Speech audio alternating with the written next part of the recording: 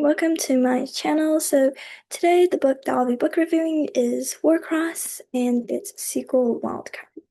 So after I read Warcross, I feel like it's a pretty decent book. I feel like it's not, I wouldn't say it's slow, but it's not exactly fast paced. So I feel like for people who want a fast paced book, this might not be for you, but people who want like a calmer book and a more like slow-ish book, this is probably a pretty good book for you. My favorite part about Warcross is probably the world building. I really like the world that the author Mary Lou built for us. It's like a future where everything relies on future reality, and there's like big gaming tournaments and all that stuff, and that's how people go on with their daily lives. So in this book, there's like lots of different emotions and like sense of like mystery, danger, and betrayal.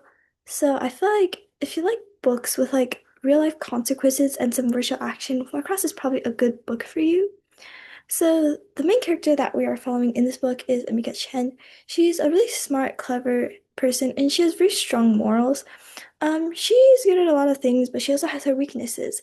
So in the book, watching her get herself into a situation that she doesn't know how to control, and then she has to question who she should trust and slowly figure things out, is a fun reading process where you'll be rooting for Amika along the way. The second book of the series is called Wildcard, and in my opinion, it's also a really good book. So, Wildcard focuses more on how technology and power sometimes could be used in the wrong way, even when people had good intentions. So, the conflict here isn't really just beating the bad guy, but it's about how far someone to go to keep people in safe or in control, and when trying to do too much good can be bad.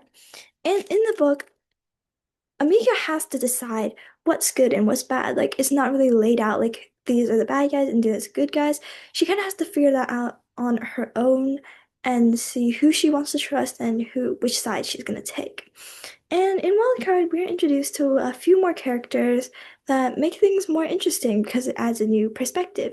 And you also learn a little bit more about everyone's backstory, which is always fun to read about and it just gives you more context. And so there's a lot of switching loyalties where people say they're on someone's side, but then they're actually not, and there's like backstabbing, all that stuff. And yeah, that's pretty fun. So our protagonist, Amika, she goes through a lot of emotional changes. She feels like a lot of guilt and like betrayal and responsibility. And the book really makes you think about like free will, trust, and how much control technology should have over humans. So I would say if you like books that are interesting, well written, but maybe not exactly fast paced, Warcross and its sequel Wildcard is probably a pretty good book for you. So that's all for today. I'll see you guys in the next video. Bye! Bye.